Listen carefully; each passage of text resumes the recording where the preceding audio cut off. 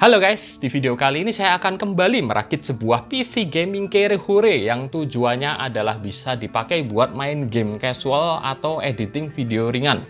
Gamenya macam Genshin Impact, PES 2021, kemudian Tomb Raider series, dan juga PUBG. Nah, untuk keperluan tersebut, budget yang diberikan ke saya adalah 1,5 juta aja, nggak jauh-jauh dari itu. Maka dari itu saya nggak mau memakai Intel Core i generasi jadul, yakni Intel Core i5 3450 yang kebetulan saya dapat murah ya. Ini dapat sepaket dengan CPU coolernya, harganya cuma 150.000 dan menurut saya udah cukup mumpuni.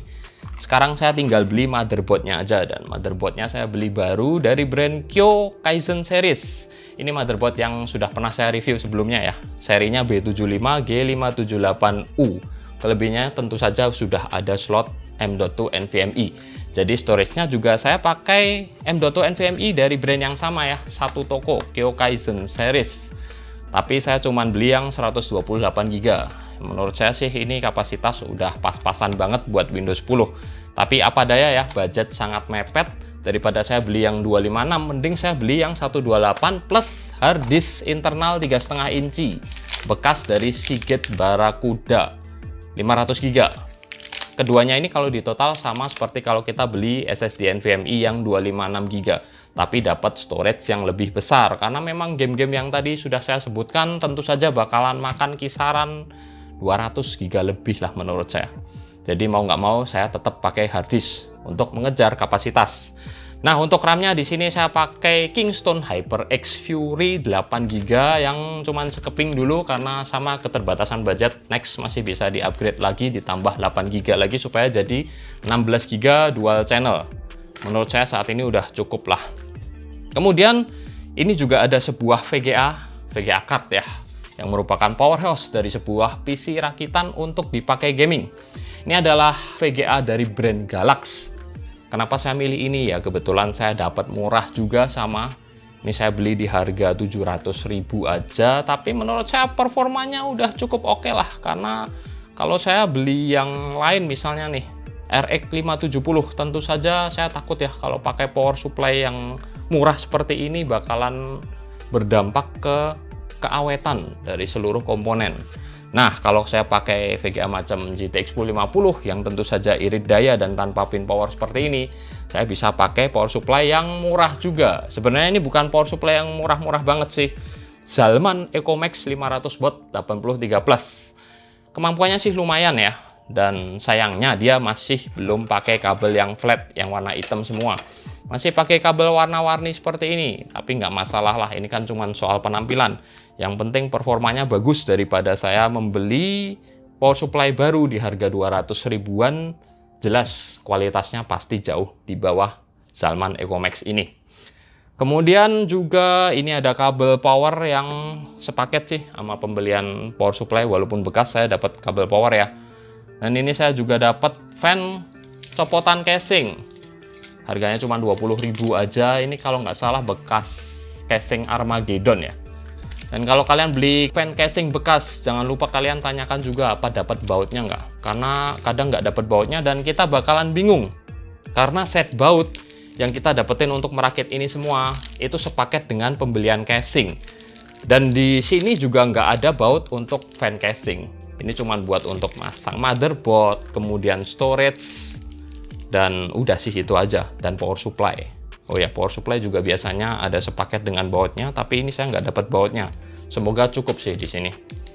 Casingnya saya memakai dari brand Aerocool. Ini tipenya CS108 yang udah pernah saya buat shortnya juga.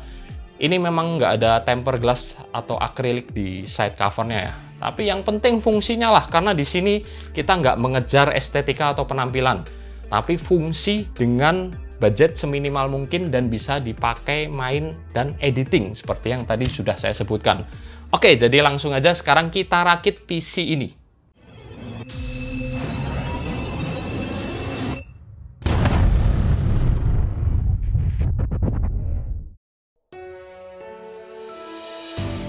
Seperti biasa, kita akan memulai dari motherboard dan kita akan memasangkan beberapa parts-parts yang memang seharusnya terpasang di motherboard sebelum kita masukkan ke dalam casing.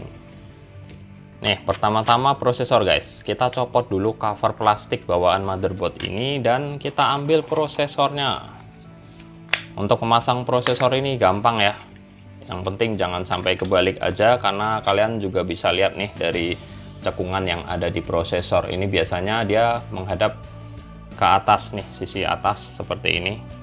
Sesuai dengan tulisan label prosesornya. Baru kita tutup. Cantolin di sini dan kita kunci. Udah selesai.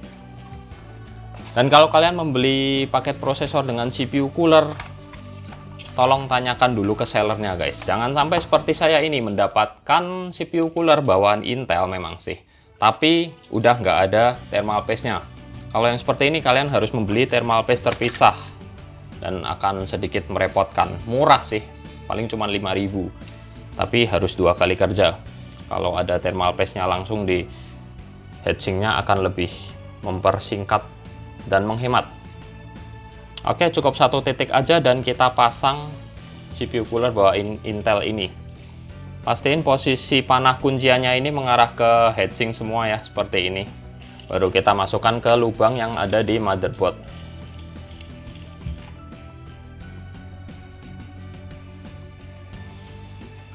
Nah, semua udah terpasang.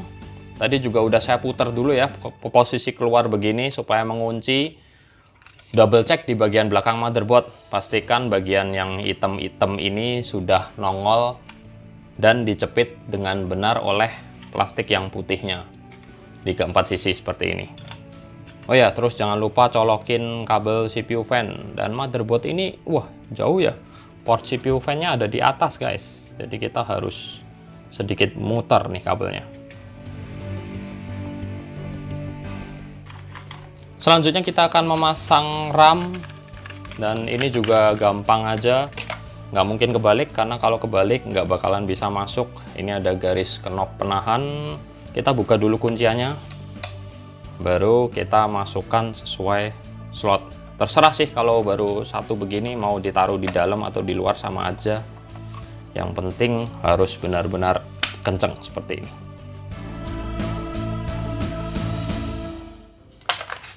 Nah, untuk SSD NVMe ini juga gampang.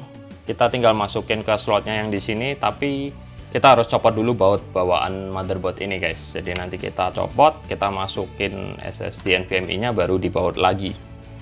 Butuh obeng nih, bentar.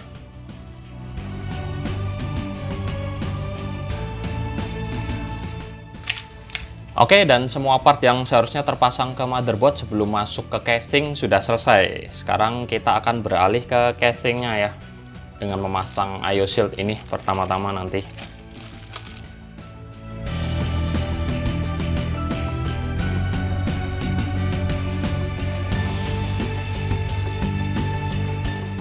Sebelum memasukkan motherboard, kita masukkan dulu power supply ini supaya lebih mudah nanti untuk jalur kabelnya ya. Dan untuk casing ini posisi power supply-nya ada di atas guys, seperti ini berarti hadapnya. Dan langsung aja kita masukkan dulu.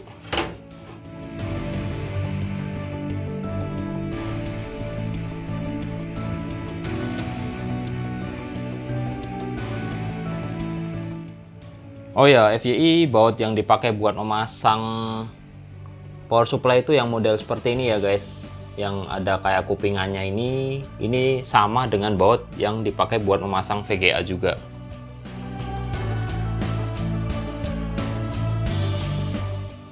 Kalau udah, kita buka bagian set cover kabel manajemen, dan nanti kita masukkan kabel-kabel power supply ke bagian sisi belakang motherboard casing ini.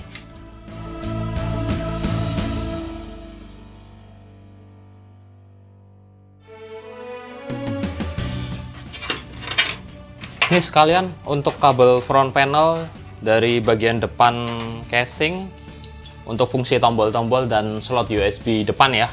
Ini juga masuk ke belakang. Kita jadikan satu, pokoknya semua kabel masuk ke bagian belakang motherboard. Baru kita balik lagi dan sekarang kita pasang motherboardnya guys. Kita pasang IO shield dulu di bagian belakang motherboard seperti ini.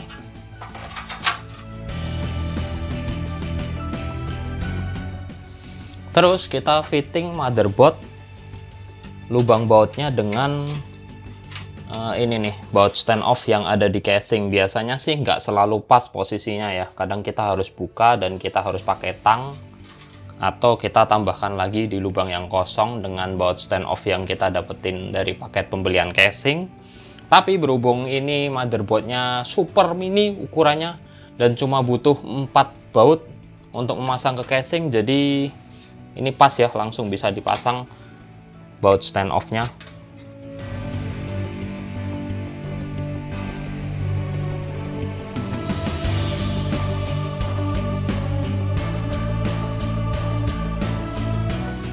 FYI, baut yang dipakai buat memasang motherboard sharing ya dengan baut yang dipakai buat memasang SSD juga, yang biasanya tuh storage 2,5 inci yang ada semacam ring di bagian bawahnya. Nah, ini motherboard sudah terpasang dan casing ini dapat bawaan kayak case fan di bagian belakang 8 cm yang pakai colokan 3 pin. Kebetulan nih guys, di sini ada nih posisinya deket banget colokan atau port buat fan system 3 pin di sini. Jadi saya langsung colokin aja di sini. Nanti kita tinggal rapikan kabelnya. Selanjutnya kita akan memasang storage harddisk ke bagian bawah casing ini. Casing ini punya satu drive bay di bagian depan sini untuk harddisk. Jadi kita tinggal masukkan aja harddisk 3,5 inci ini ke slot yang ada di bawah. Dan nanti tinggal kita baut dari samping, depan belakang ya.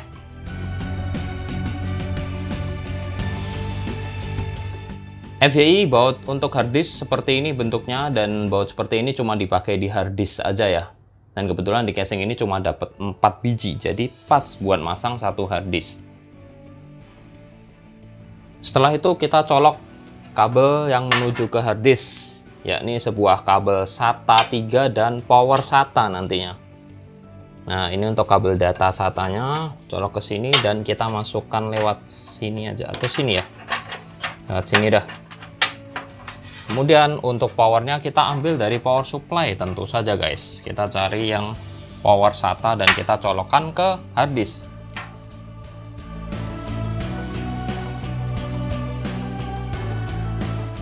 Lanjut kita akan memasang kabel dari power supply ke motherboard, dan kita cuma butuh memasang kabel 24 pin ini dan 8 pin yang ada di atas sini guys.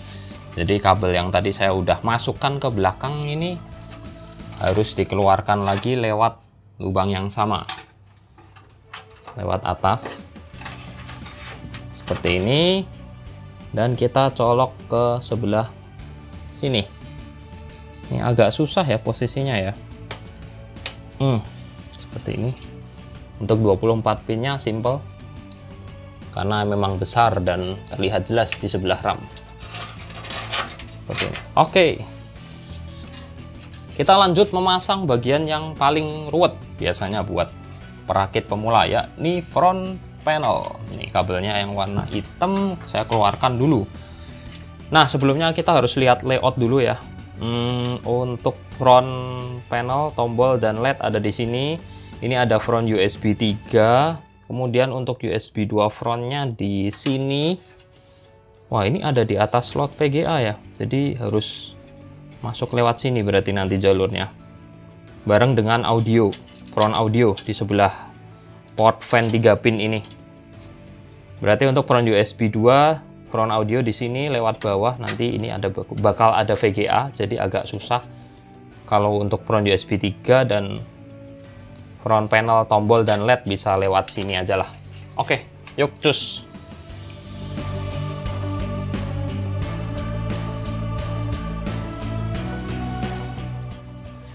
Ternyata ini bukan front USB 2 guys, saya salah guys. Dan ini saya baru perhatiin, ini apa nih tulisannya, nggak tahu karena nggak bisa masuk pinnya ya. Jadi seperti ini, kalau pin nggak bisa masuk, nggak pas, berarti memang bukan portnya. Dan front USB 2 nya ternyata di sini, di bawah heatsink. Lebih gila lagi nih, berarti kabelnya bakalan mutar-muter lewat sini gini nanti, karena ini ada VGA di bawahnya persis.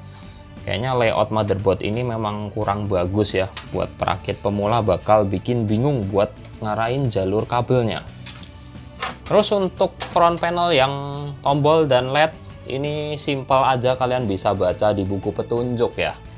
Jadi dia cuman ada reset switch dan power switch yang biasanya bertumpuk jadi satu seperti ini.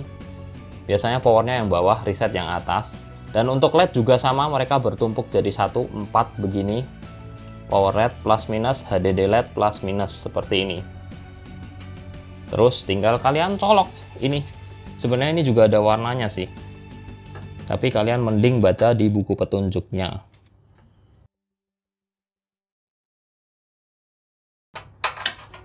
Dan terakhir kita colokan front USB 3. Ini juga gampang karena kabel dan portnya besar. Seperti ini guys, nggak mungkin kebalik ya. Ada knopnya, kalau kebalik nggak bisa dicolok. FYI kalau kalian misal nih salah pasang plus minus atau kebalik antara power atau reset, paling juga mentok-mentok nggak bakalan bisa dinyalakan. Jadi kalian harus double check dulu ya. Atau kadang kebalik nih, tombol reset malah jadi tombol power. Tombol power bisa jadi tombol reset, bisa karena kebalik di sininya. Kalau LED kebalik ya LED indikator yang ada di depan casing nggak bakalan nyala gitu aja sih, nggak bakal meledak kok. Sekarang kita akan pasang VGA card yang merupakan parts paling penting untuk gaming. Untuk memasang VGA card, kalau casing kalian masih baru biasanya ada ini cover untuk slot PCI expansion, dan ini harus kalian potong ya. Bukan dipotong sih, dicopot, tinggal di goyang-goyang aja, nanti dia bakalan copot. Untuk VGA saya ini butuh 2 slot PCI expansion, ada 2, dan kalian harus ukur dulu, fitting dulu. Kebetulan menabrak harddisk guys, ini kalian bisa lihat nih, menabrak harddisk ya, tapi nanti akan kita coba dulu, kayaknya sih masih bisa dipaksa dikit. Tapi yang jelas saya harus copot slot nomor 2 dan nomor 3. Oke, udah terlepas, baru kita copot kuncian dari PCI Express slot ini ya, dari belakang ini. Ini agak susah ya masangnya, tempatnya sempit dan kunciannya belum saya buka nih guys kayaknya. Tuh, kuncian untuk VGA card. Tempatnya sempit dan harus menyiapkan jalur buat kabel nih di sini supaya nggak kecepit. Kabel front USB 2 dan kabel front audio ini ya, dia harus masuk ke gang kecil yang ada di sela-sela VGA dengan motherboard, dan ini juga mepet banget dengan front USB 3 portnya.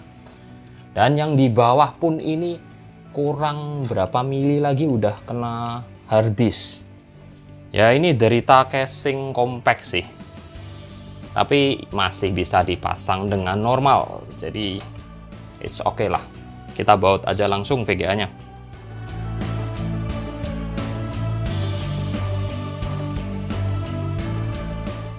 Dan rakitan PC ini sudah selesai guys. Ini seharusnya sudah bisa menyala dengan normal, dan saya cuma kurang memasang fan casing aja ya. Ini tadi fan casing saya bakalan pasang di side cover bagian samping sini sebagai airflow intake untuk meniup angin ke arah sini. Karena bisa kalian lihat nih, untuk casing Aerocool CS108 ini minusnya adalah di bagian depan ini nggak ada sama sekali lubang untuk airflow intake. Jadi dia rapat banget dari atas sampai bawah, tertutup. Percuma kalau kita kasih fan misal di depan nih, seperti konfigurasi fan casing kebanyakan ya, biasanya kan di depan kasih intake nih. Tapi di casing ini kurang maksimal, jadi saya memutuskan untuk memasang di sini nanti. Oke, sekarang kita akan coba nyalakan dulu PC ini ya, bisa nyala atau enggak. Kita colok kabel power.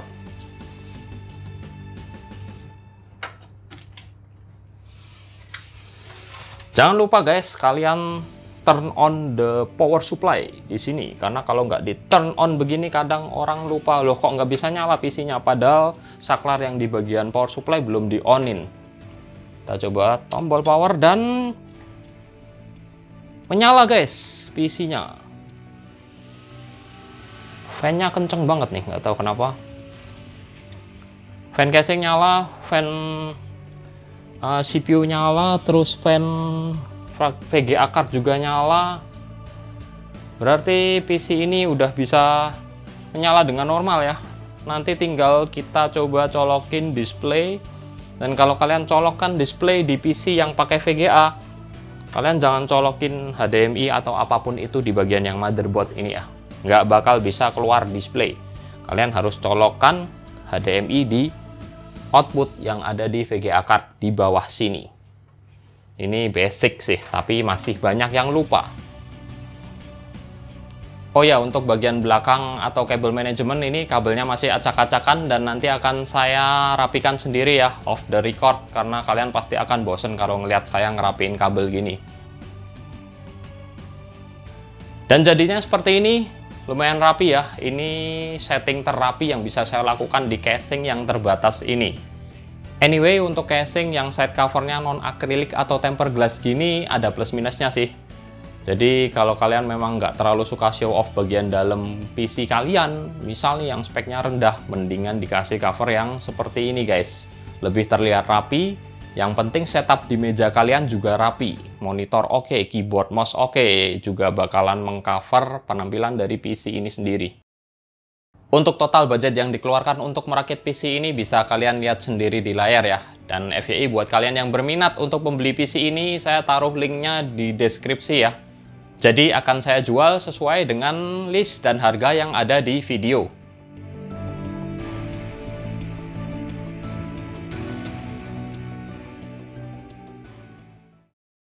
Singkat cerita, ini udah terinstall Windows 10 dan aplikasi-aplikasi basic. Dan kalau kalian bertanya gimana cara install Windows 10, kalian bisa cari tutorialnya di YouTube banyak. Kalau saya jadikan satu di video ini bakalan kepanjangan guys nanti. Nah, di CPU Z ini bisa dilihat semua parts terdetek normal, mulai dari prosi, RAM, dan VGA card. Jadi langsung aja kita benchmark pertama menggunakan Unigine Heaven dengan preset Extreme. Saya biasanya memakai skor atau FPS benchmark yang satu ini untuk tolok ukur kemampuan VGA card di game-game berat. Hasilnya not bad lah, 43 FPS. Kita lanjut ke game test pertama yang jadi salah satu target dari PC rakitan ini, Genshin Impact. Resolusinya tentu saja Full HD supaya tajam, dan untuk grafis quality ada di tengah-tengah alias medium. Dengan setting tersebut, PC ini bisa menjalankan Genshin Impact dengan FPS yang mentok-mentok di 60. Hanya sesekali drop ke 50-an, tapi overall gameplaynya lancar tanpa patah-patah sama sekali. Jadi target PC untuk bisa main game ini sudah terpenuhi ya. Kita lanjut ke tes game kedua yang lebih berat dan cukup CPU bound. PUBG. Resolusi yang dipakai tetap Full HD. Begitu pula dengan setting grafis, kita ambil tengah, medium. Di game dengan setting ini ternyata si PC rakitan agak kewalahan guys. Bisa main sih, tapi kurang nyaman. Ini disebabkan karena adanya bottleneck di CPU. Jadi mestinya ini pakai prosi yang lebih bagus lagi ya. Karena sebenarnya ini bisa dapat di 50 FPS lebih. Tapi sayang, GPU terhambat oleh CPU. Jadi sering drop FPS dan patah-patah di berbagai scene. Bisa kalian lihatlah dari load GPU-nya yang nggak bisa maksimal. Jarang bisa di atas 90%. Game test ketiga, ini game ringan tapi masuk salah satu target PC rakitan ini juga, PES 2021. Resolusinya sama, Full HD dan setting grafisnya di medium juga.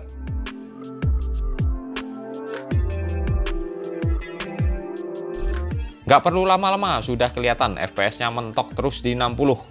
Harusnya bisa lebih sih, tapi sepertinya tadi saya lupa menonaktifkan phasing. Jadi jelas ya untuk game ini PC rakitan ini lebih dari cukup. Bahkan pasti juga bisa dibuat untuk main versi PES yang lebih baru lagi. Target gaming selanjutnya, Rise of the Tomb Raider. Resolusinya sama, setting grafisnya juga sama, medium. Di game yang lumayan berat ini pun PC rakitan bisa berjalan dengan lancar, minim stuttering dan nggak ada FPS drop yang berarti. FPS-nya pun nggak jauh-jauh dari 50 guys, jadi sudah masuk kategori playable yang cukup nyaman. Intinya target terpenuhi lah.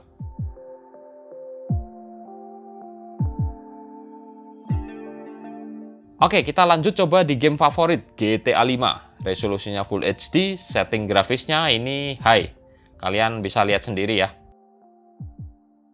Di sini load antara CPU dan GPU bisa mentok-mentok dan balance guys.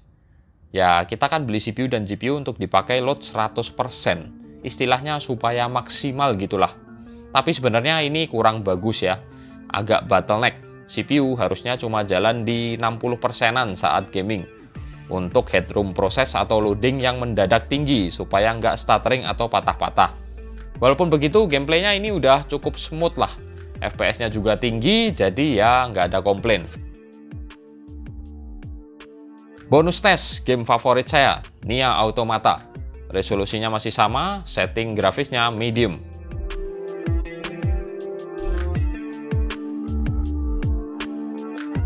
Masih cukup playable guys di sini, walaupun FPS-nya pas-pasan. Oh ya, FYI konsumsi daya listrik PC ini cukup ngirit ya, berkat pemakaian CPU dan GPU yang rendah daya. Totalnya ada di kisaran 150 watt saat full load bebarengan. Dengan rata-rata cuma 120-an watt saat dipakai gaming. Jadi ya ngirit lah pokoknya.